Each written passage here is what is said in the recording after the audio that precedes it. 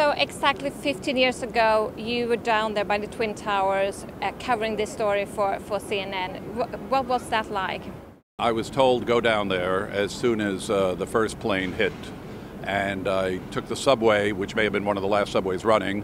I got off at a nearby train station. As soon as I came up the steps, I look up and I see the towers in flames. I don't really see anyone falling, but you certainly were impressed by immediately how huge a story this was. After all, the first reports was that it was a small plane.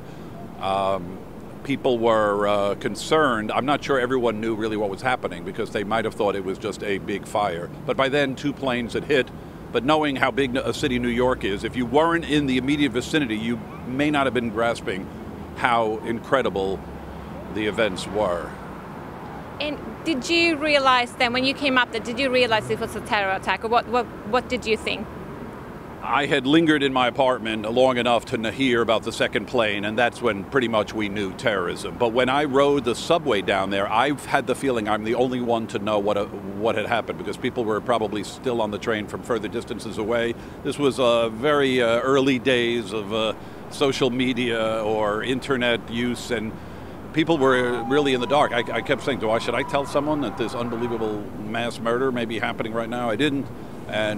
But seeing it, I did hear that people were jumping, but I was far enough away, but you would hear some noises, fire engines, the chaos. What really I remember is also from the reporter's point of view. Yes, it was horrible what was happening, but as a journalist, I was assigned to meet a camera crew there to go live on the air, and I could not find them. My beeper device did not work. No payphones did not work, and I thought there was a camera crew waiting with a tripod with the story of the century unfolding behind me, and that I wasn't there. So how do you find a camera crew in a streets filled with chaos, mayhem, with no communication?